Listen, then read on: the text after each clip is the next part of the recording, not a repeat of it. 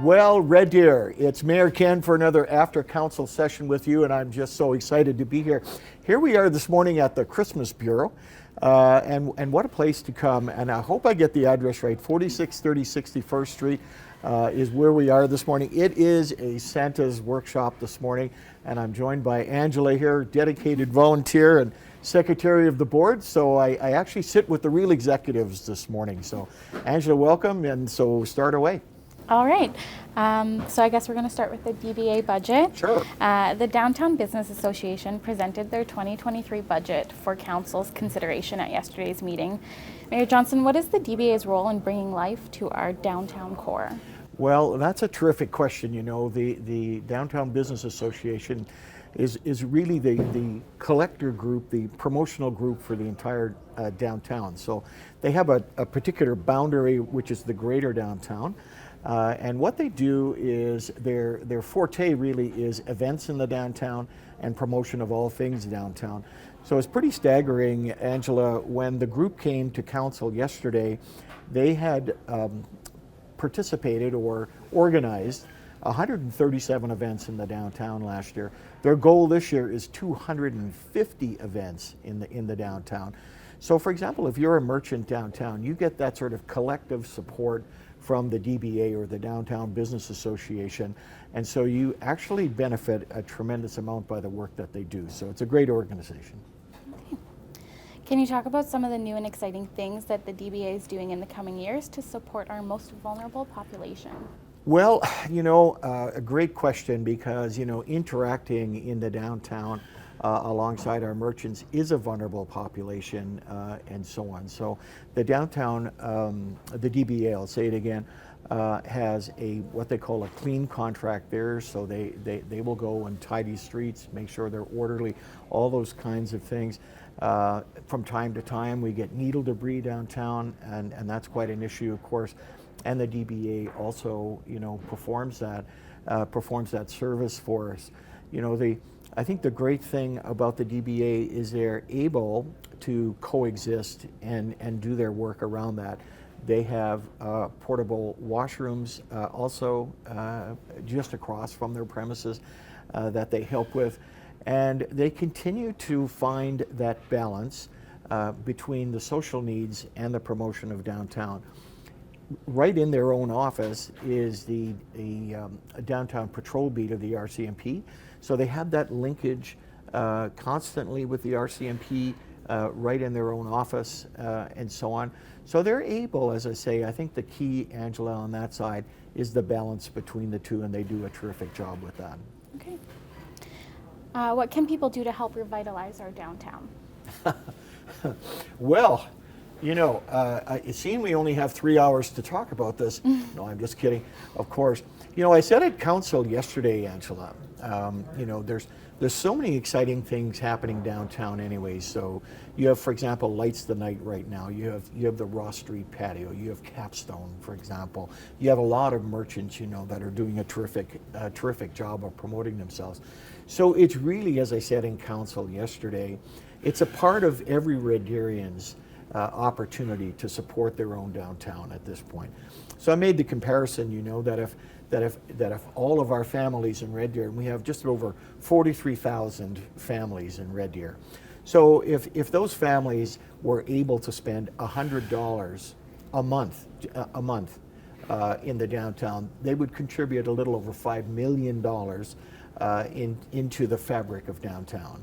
And that's at $100 a month kind of thing. Come down, have lunch, buy some gifts, you know, just come down and enjoy, and so on. So that is something we can do. I think we have to get downtown in our conscience more than, say, 3 or 4 times a year, you know, and we do great celebrations there. But in the same vein, you can come down and experience a very rich, a very vibrant culture, a very personalized service, and so on. So the invitation is out there in 2023 for all of us in Red Deer to come downtown just once a month and spend your $100, and you'll lift the downtown. Okay. A report was presented to Council, which was a response to the notice of motion building Red Deer as a recovery community. Mayor, can you talk a little bit about the history of this notice of motion and what you heard from administration through this report that you think will take us along this path? Thank you for that. You know, it was a motion that I had brought to Council in September after reading the Government of Alberta's report. The report was called Toward an Alberta Model of Wellness, and it was a recovery approach to the addictions challenges that we face in our province. Essentially what a recovery approach means is enabling people to see recovery as possible, to see recovery as aspirational. So in other words, if you're burdened, I use the word in Council, enslaved, frankly, cursed, you know, these are strong words, but that's what addictions do to us, you know, as individuals, as families, and so on. So when we embrace recovery, we embrace hope and we embrace opportunity to actually move on with our life and be the best we can be. The report that administration brought to us yesterday was a progress report from September to now.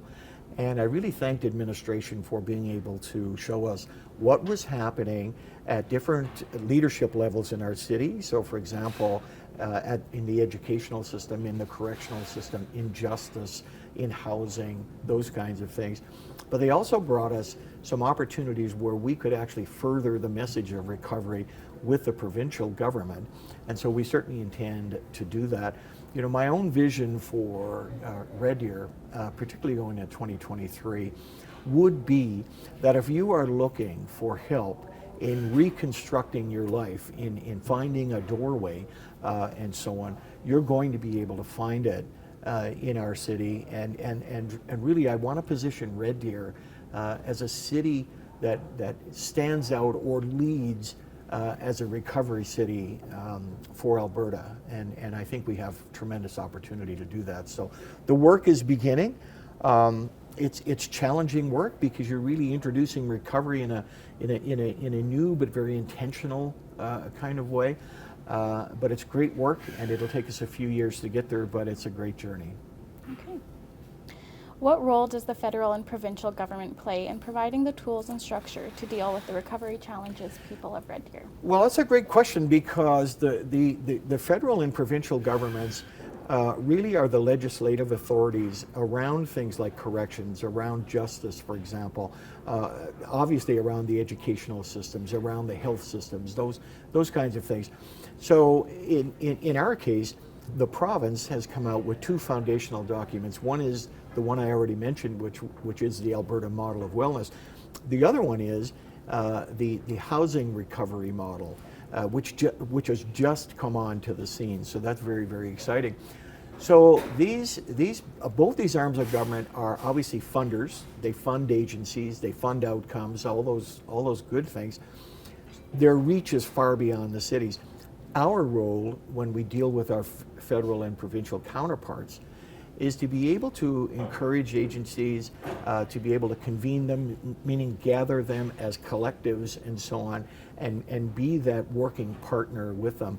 We only have a few levers that we can pull, if you will, from a municipal perspective. One would be housing. So we have a housing committee in the city.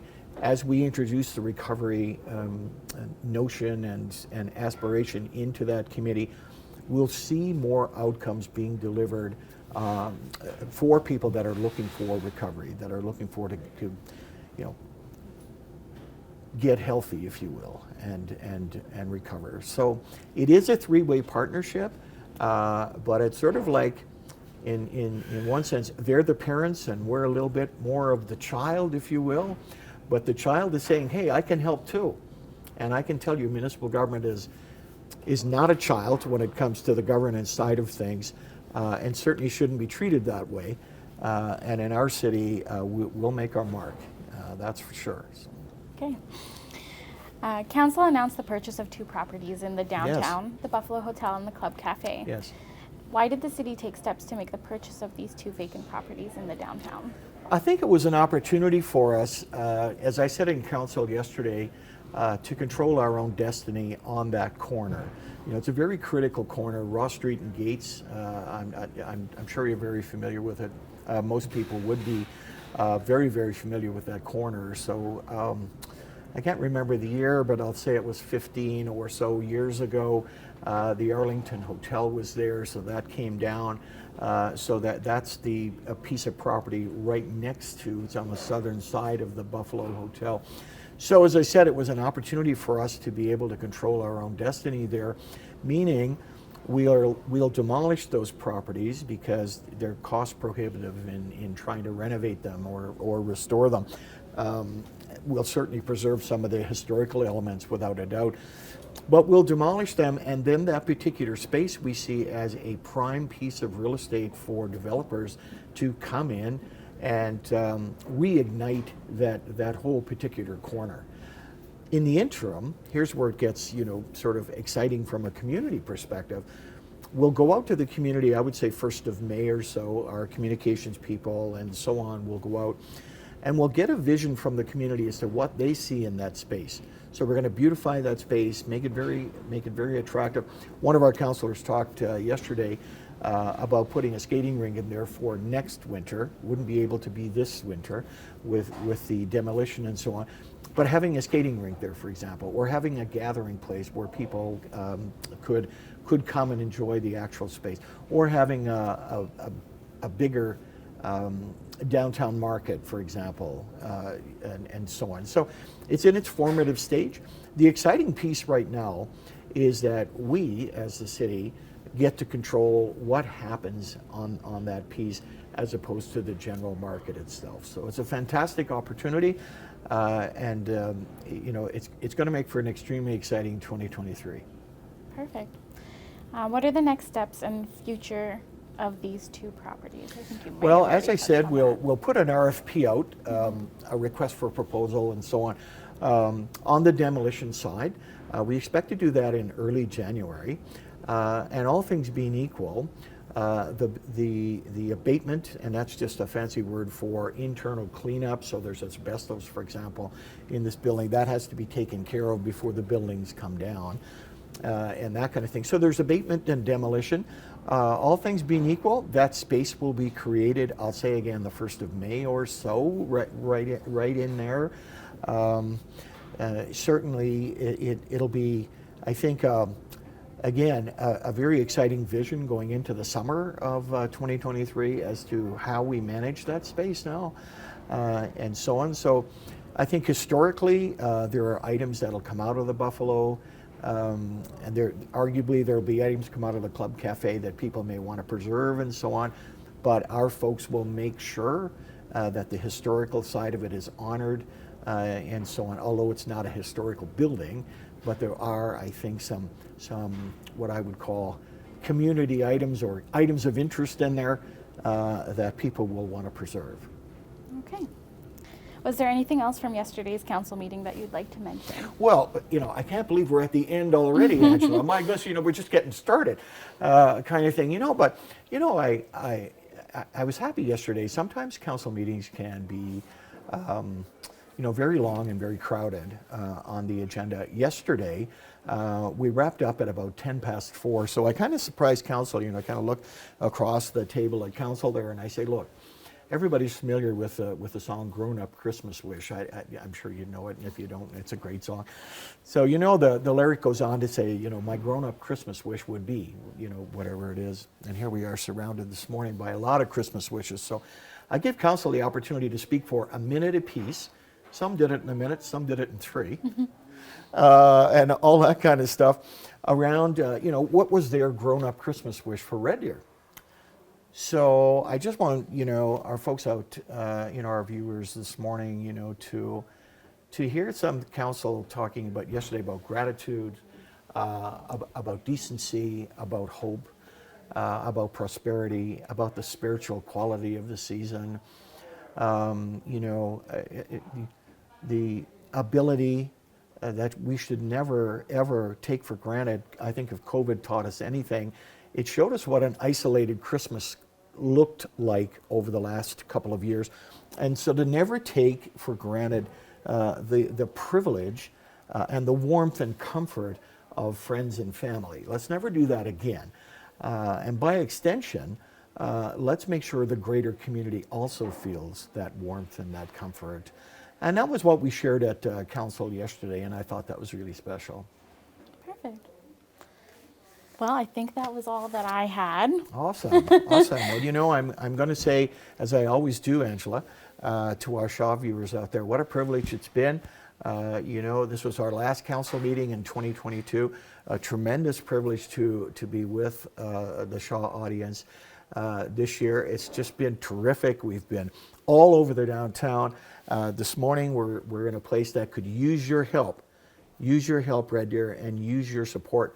I'm looking around here this morning. I see, you know, girls 7 to 9, girls 10 to 12, boys 4 to 6, and all that kind of thing. And just the volume of the toys themselves reflects the demand in our community. So, you know, Red Deer can use you. It can use your help, and the Christmas Bureau itself would be grateful for the support that you give. So take care. We'll see you in the new year at the first council meeting in January, and it's Mayor Ken signing off. Merry Christmas.